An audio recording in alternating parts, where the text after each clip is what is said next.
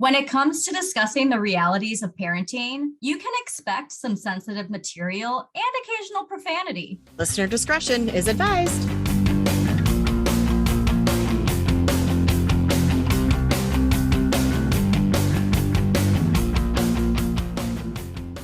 Welcome to Anonymous Mama podcast, where two childhood friends reconnect to discuss mom life, adulting, and everything in between. And today we are talking birthing plans because I don't know why we call them plans.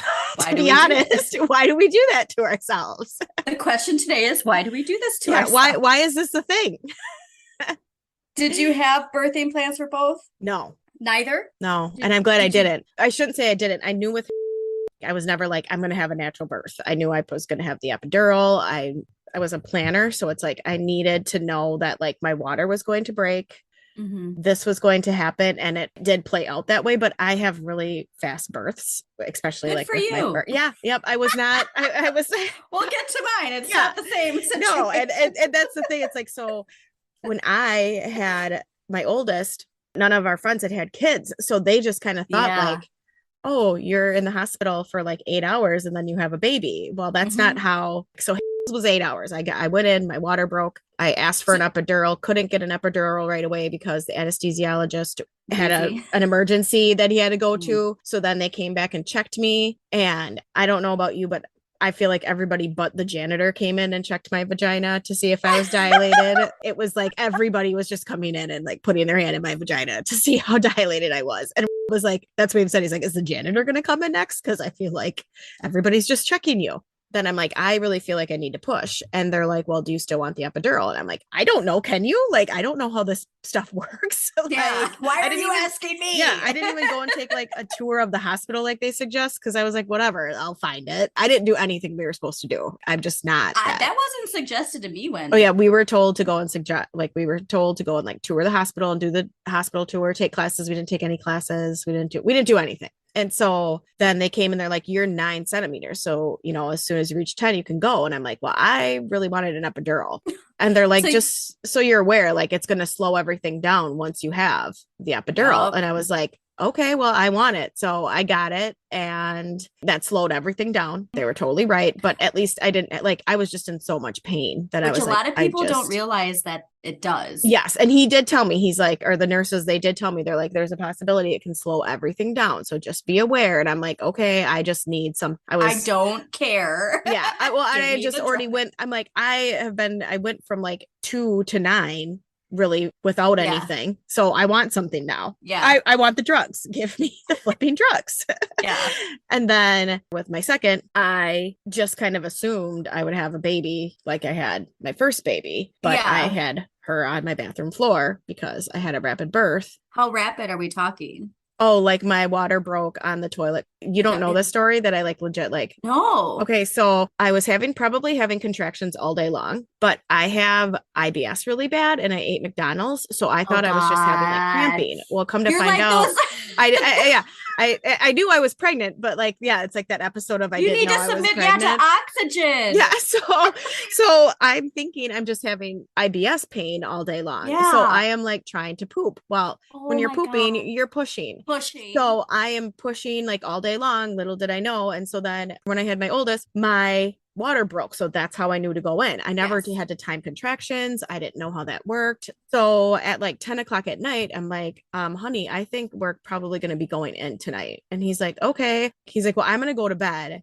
And if you think we're going to go in, and he's like, what are you going to do? And I'm like, I don't think I can sleep. Like I'm in pain. And he's like, well, why don't you call the doctor and let me know? So at 11 o'clock or like 11:30, I don't remember, I was watching like a late show and I called the doctor, the hospital, and it was actually the nurse that helped me deliver my oldest that answered the phone and gave me all this information. She's like, okay, well, there's the rule of 5s. And I'm like, again, I have no idea what that means. It's like having 5 contractions within 5 minutes. I don't know what it meant. And I'm like, okay. And I'm like, I don't think they're 5 minutes apart right now. I'm going to say they're 9 minutes apart. And she's like, okay, well, triage is packed. We're really full. So if you don't think that you need to come in, I don't want you uncomfortable here. I'd rather have you stay at home in labor if you can. I'm like, okay. Like, and she was trying to be nice. And so the minute I hang up the phone with her, my contractions are like 5 minutes apart. So I'm like, go wake up my husband. And I'm like, we got to go. So he's like, okay. So I'm like, someone has to call my mom because our oldest is sleeping and it's 11:30. So I'm like, I'm going to the bathroom. So I go into the bathroom that's next to my oldest and I sit on the toilet and I'm like trying to poop. Well, as I'm doing that, my water like bursts everywhere. Husband's on the other side of the house. He can hear it like hit the floor. No he way. he starts laughing and I was like, it is not funny. And I'm like, I need a towel. Bring me a towel. So he brings me a towel. I'm like wiping up the amnia or the fluid, you know, and then all of a sudden I'm like, oh my God. And I like lean over the toilet and I can like feel her head coming out. No. Yeah, I feel her head. And I'm like, honey, call 911. And he like comes and looks at me and he's Could like, he see the okay. head? You know, he couldn't, like, I could just feel it. Oh, you and could he's just like, feel, okay. And he like, okay. And then he like comes back in and he looks, he's like, are you sure? And I was like, call 911. I am fucking sure. Yeah, I am not fucking. So he leaves. I'm screaming. I am not kidding you. I squat down. She plops out on the floor. Like, oh my God, that is insane. Yeah, plops out on the floor. I pick her up and I'm like, oh my God, like I just had a baby. So I'm like holding her and I'm like, okay. And like I had to use the towel that I'm cleaning up. So I like wrap her in the towel. And then like, I am not kidding you. You know how they say like you just know like that mommy instinct just like kicks in? It did. Like I put her upside down, started like hitting her because she wasn't crying. And then came back in and was like, oh my God, the baby's here. And the 911 dispatcher is like, no, okay, so you have to do this. And he's like, no, the baby is out. And the dispatcher's it's already like, out. Yeah, the dispatcher's like clicking through the protocol, you know, like, okay, skip. So then he's like, okay. And I was like, go in and get the sucker. So I'm like, go in the drawer, get the sucker out. So we sucked her mouth out and then she started crying. Oh, and the she turkey was breathing. baster? Yep, the turkey baster. So okay. We pulled that out, sucked her mouth out, wrapped her up. And then I'm just like sitting there. And so the 911 dispatcher is like, there should be an ambulance there soon. Do you want to stay on the line? And so I'm like, yeah. So then keep in mind, in between, I had called my mom and my aunt to come over. And they're like, okay, whatever. So then I called my mom. So then I'm holding her. I hang up the phone with the 911 dispatcher, call my mom. And I'm like, okay, mom, just so you're aware, where are you? And she's like, I'm on blah, blah, blah road. And I'm like, okay, do you see an ambulance coming? She's like, why? And I was like, well, the baby's here. She's like, oh my God. And keep in mind, I didn't know what we were having. I didn't know if we were having a boy or girl. So at this point in time, I'm just calling her the baby because I didn't know if it was a boy or girl because I didn't. Yeah, you didn't get there yet. I didn't look at that part yet because I was just a little preoccupied. Yeah. Oh, and in between there, the 911 dispatcher is like, okay, we have to, you know, the umbilical cord. So comes in with the scissors. And I was like, no, you can't cut the umbilical cord. I watched an Oprah episode. You have to tie it off. You cannot cut it. I'm so glad you watched an Oprah episode. Oprah taught me you cannot. So then he goes in and grabs a cell phone charger. And I am like, we are not tying the umbilical cord with a cell phone charger. So I am sure the 911 dispatcher was just like, what is going on with these? What is wrong with this couple? So I'm like, go get a shoestring. So he goes and grabs my shoe and cuts off my shoestrings. But his logic was, I'm using your shoestrings because all of mine are dirty because he works outside. Okay. So he was like, so I was like, okay, fine, I get it. I'm then just sitting there waiting for the 911 or for EMS to come. My mom comes, my aunt where's comes. your eldest, by the way? She sleeps through the whole entire thing. Oh, and it happened next door to her room. Oh, I forgot this is at night. Yeah, the bathroom is right next to her room, and she was slept through the whole thing. Had no idea. Wow. So the EMS comes, and they're like, "Oh my gosh, you know, everything's okay." And there is this like young 20-some-year-old kid on EMS, and I am sure he's thinking, I joined the EMS to like save people's lives on like car accident, you know, like he had to hold a garbage bag under me so that when I stood up, my placenta would fall into a garbage bag. The poor kid is just like probably. Oh, I'm sure they've seen worse. He's new. He was new. He had only been on the job like a few weeks. And so I'm like, oh my God, I traumatized this poor 20-some-year-old kid. I'm like, you're never either going to have children. So then you helped him realize what he needs to expect in this job. Like, are you ready for it? Are you ready? Not? Hold the garbage bag so you can catch my placenta as it falls out of my vagina. So then it took the EMS to the hospital. And so she's 11 now. So at that time, a lot of people were having home births, which weren't always turning out the way that people wanted them to. Had planned. Yeah. Yeah. Had these birth plans. Yes. And so they thought I did it on purpose. On purpose. Yeah. One of the nurses was kind of mean. Like, I'm not kidding you. Like me, like I was in more pain getting stitched up than I was. And then finally the nurse that answered the phone when I called in came in and she's like, oh my God, I am so sorry. And I was like, and then we connected on, she had helped me with my first. And she's like, I am so sorry. I told you not to come in. And I'm like, no, I didn't. She's like, I hadn't. And she felt so guilty. And I was like, bitch nurse in the room when she was saying all this? Yeah. So then she, good. Yeah. Fuck and so I was, oh no, it pissed me off so much. My husband had to be like, can you numb her more? Like, she is in pain. Do you not see how like doing it spitefully? Like, yes, this is what you get for having a home birth. Yeah. And then you go into like the birthing suite and I'm breastfeeding her. And you know, when you breastfeed, like your uterus contracts, like that's the whole entire point of. Did not know that. Okay. So when you, it will contract. Okay. So I, all of a sudden I'm like, oh my God, honey, I think I'm like bleeding out really bad. Well, they never pushed on my stomach to get anything out. Oh no. So I started shedding all of that.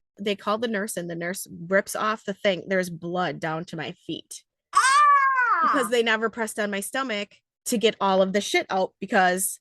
Okay, I'm dumb and I didn't even realize they do that with natural births. I just assumed they only did it with C-sections because no, they push on your stomach and then all the blood comes out of the body. Oh my God. So like since they didn't do that, and so the nurse is like, when you had her, what did it look like in the bath? What did the bathroom look like? And I was like, it was just clear fluid. I never bled. Like there was no blood. There was no stuff that came out with it. So like they never emptied me out. So then they were worried that there was stuff stuck in there. Oh my God. Come to find out, everything was fine. Did they flush you out? They hooked me up to something to make my uterus contract more. So I don't know if that's like Pitocin or something. They hooked me up to do something to like flush it all out. And then I had to sit on the toilet. Oh my God. Yeah. And then the other crazy part is the lady who deals with birth not in the hospital was out of town. So I couldn't get a birth certificate for 6 months. She was like an alien. You don't have a backup person? No, I don't know. So like I had to go and get written documentation from my doctor, my pediatrician, saying that I was pregnant, that I didn't like steal this baby and bring her in. It was so crazy. I had like to get a birth certificate for her was insane. That's why I don't believe in birth plans, because I would have been so upset if I would have had a birth plan that I would have. Yeah,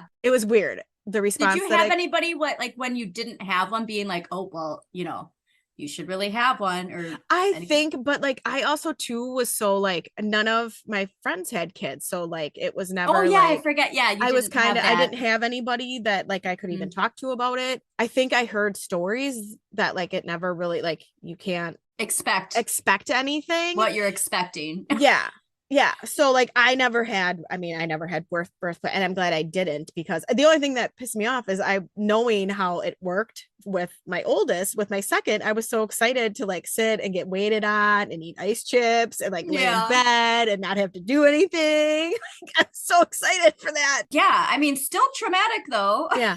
Yeah, so she's always been my bathroom floor baby, and we always say floor baby. She's my bathroom floor baby. Hey, at least she wasn't toilet baby. Exactly. That's what I'm saying. Like, what was that show called on Oxygen? It was called. I didn't know I was pregnant. Yes.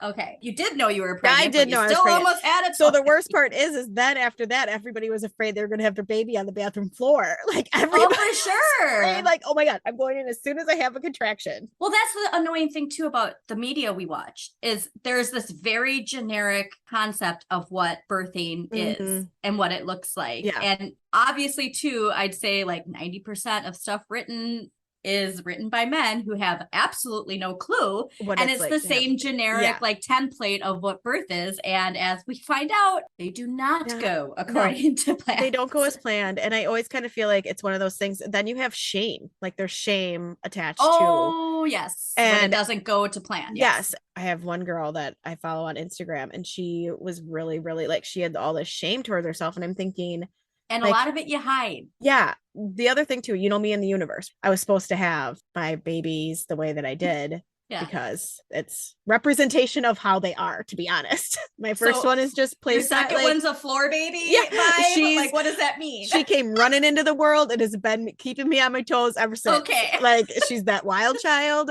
that she's like, I'm gonna do what I want when I want. So that's. I got to go back to suction. Was it a turkey baster, or did you have one of those no suction? It was the no suction. Yeah. Okay, because I was like. picturing a turkey baster. I just wanted to clarify. The EMT would probably be like, what are you doing in here? Oh my God. Well, I want to go through some statistics just so that people can get a better idea. So from an article from a website called The Conversation, which was written by a professor of midwifery. I find it so strange that it's pronounced that way, which will be linked in the episode description. Now, this is too, I want to say, an Australian publication. It was actually kind of, I don't want to say difficult because I didn't really put too much effort into it, but US stuff didn't pop up even when I was typing the United States stuff. So anyways, this is relative to Australia, but can still give us a good gauge. Quote, a recent survey of Australian women found only 58% of women who gave birth in a hospital or birth center got the birth that they wanted, and 27% did not, which that doesn't equal 100%. So I'm not really sure what those statistics are all about. But anyways, women were more likely to view the birth as negative if they had an instrumental birth, which uses forceps or vacuum, or a cesarean section, end quote. I know my mom with my brother, she had the forceps. I think she called them the salad forks. Yeah. And then it would like leave like marks on their faces and stuff.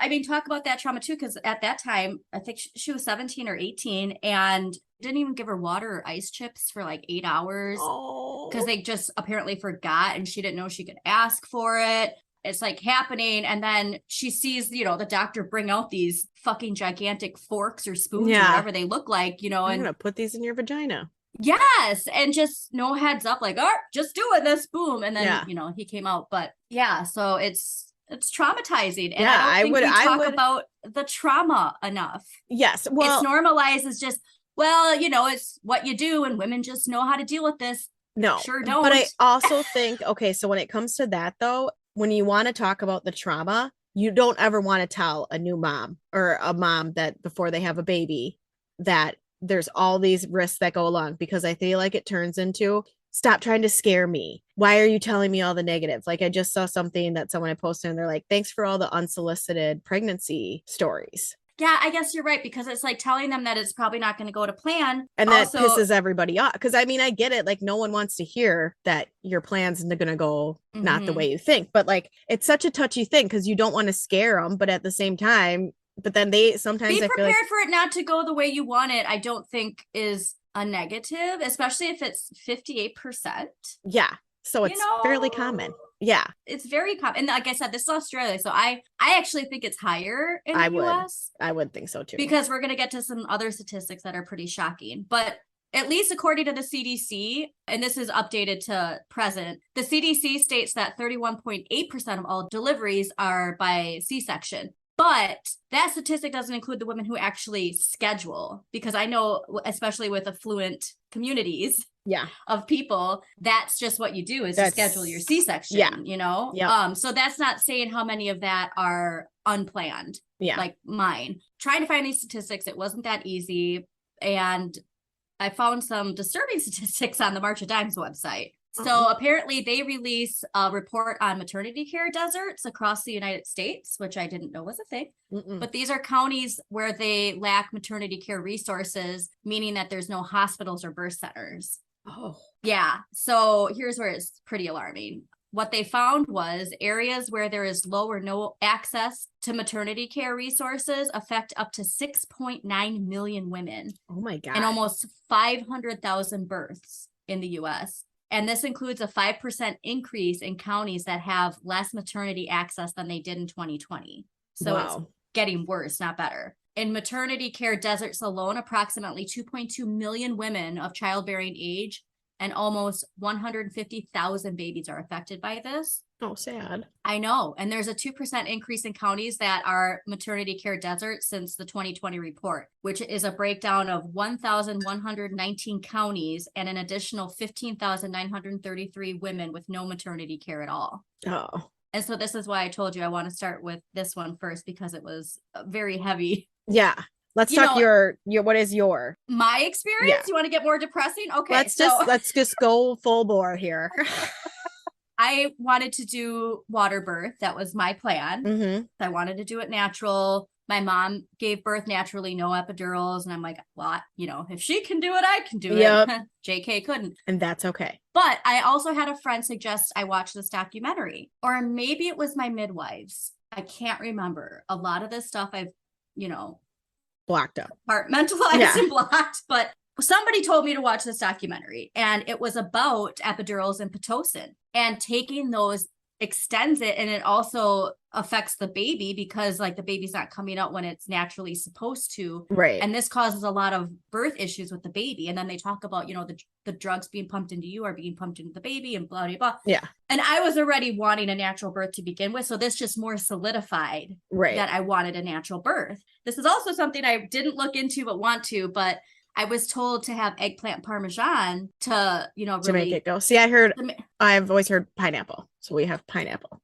Yeah. And there's all these different There's all ones. these. Yeah. Well, I don't know if that's what made it horrific because it like induces that stuff. Yeah. But I had the worst contraction. So it started out like, okay. Oh, and I had the understanding that mine was going to be like yours. Like, oh, these contractions start. It'll be, a few hours. It'll go like this. Yeah. So again, planning. So it's like, okay, well, I call and they're like, oh, well, don't come in until your contractions are this far apart. Yep. Well, they were a minute apart. So it's okay, let's get in there. We get in there. My midwife comes in. She checks and she's like, yeah, no, you're nowhere near dilated. So we're going to send you home. Well, they're so bad that I'm puking. And like, I can't deal with the pain. Like, and I have a very high pain tolerance. Like the accident that we talked about when I was 19, my face is bleeding, my lips split open, and I can't see anything because my eyes are just completely swollen shut. And one of the cops finally comes. He's like, they'll be here soon. And I'm asking him if he has any painkillers.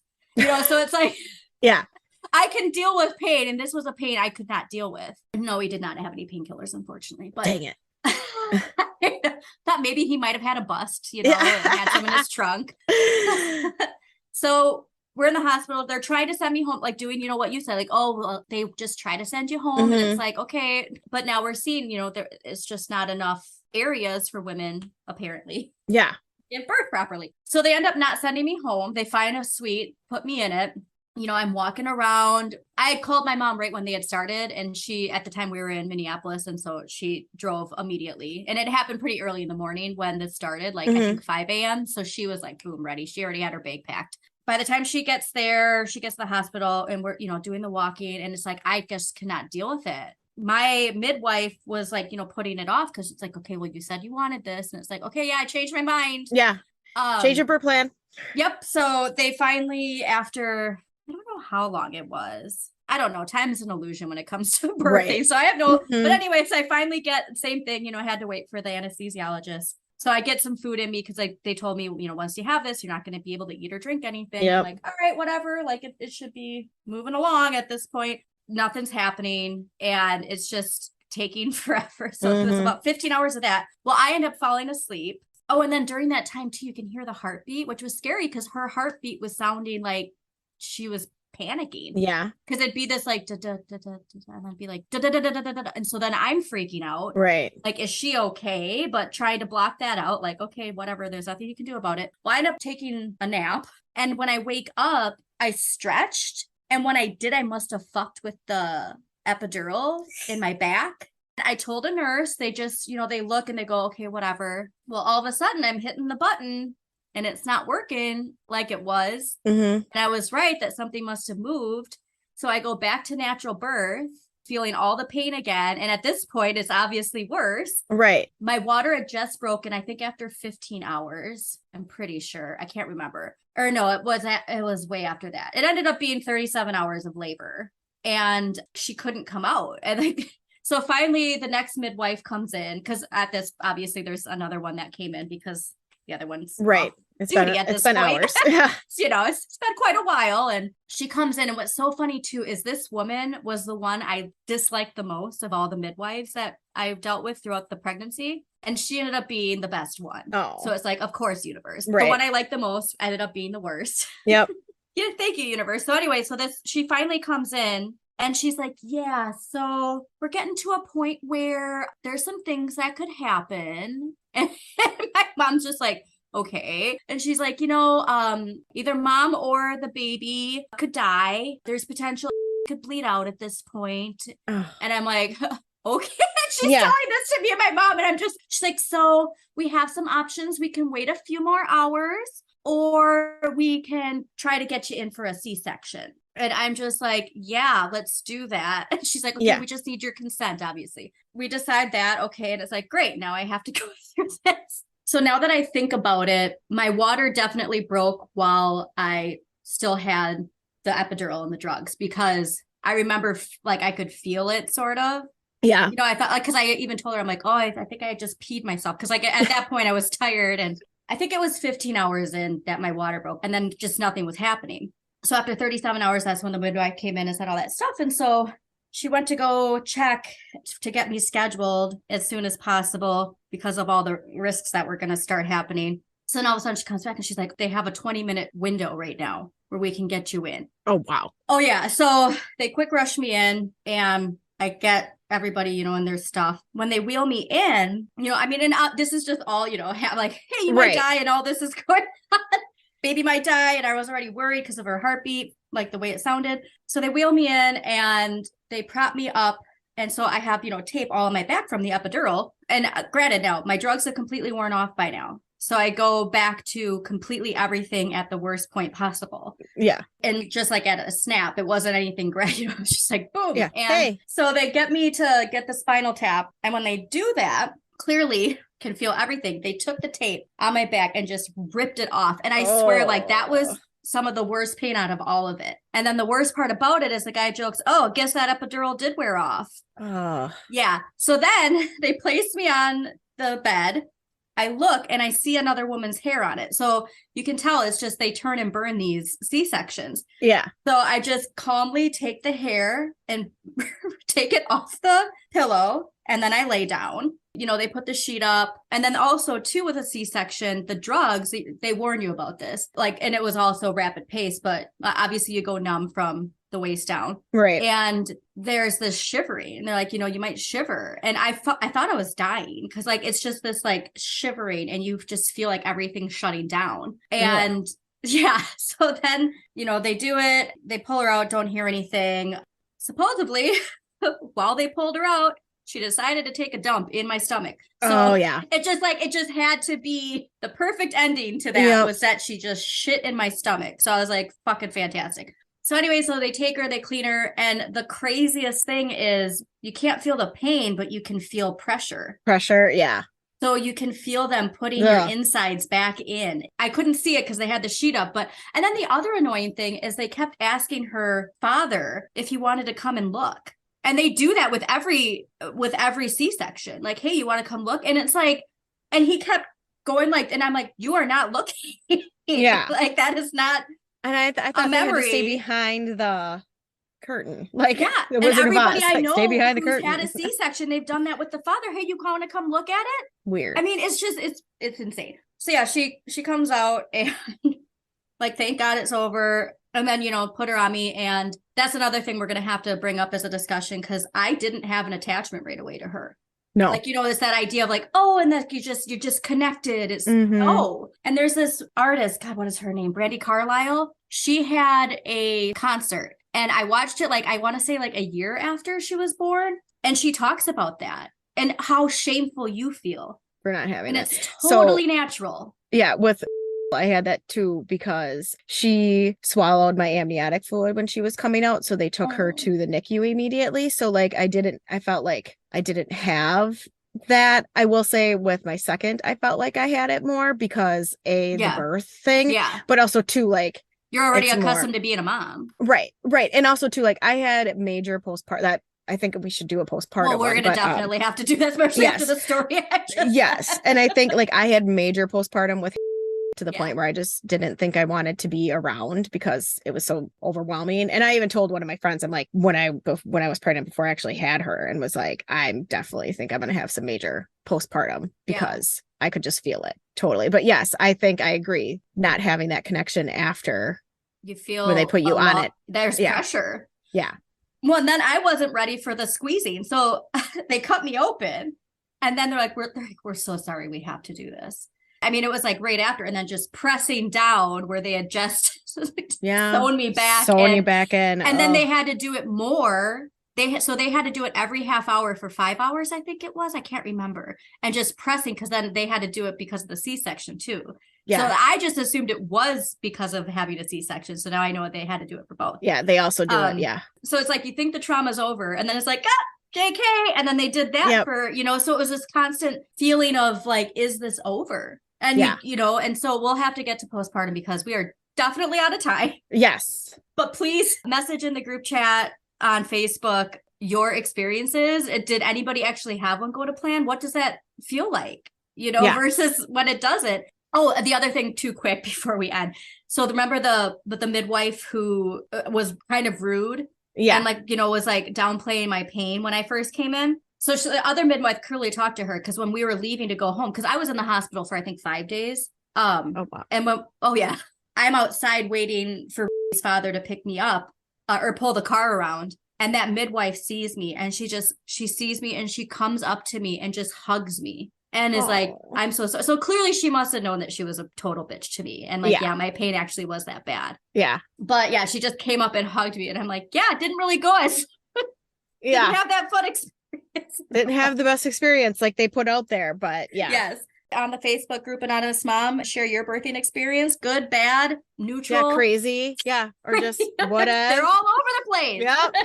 Well, thanks for listening, everybody. Thanks for tuning in to Anonymous Mom. Have a question you want answered or a topic you'd love for us to discuss? Email us at anonymousmompod@gmail.com. Or if you want to remain anonymous, join our Facebook group, Anonymous Mom, where you can post your topic or question anonymously. Thanks for listening.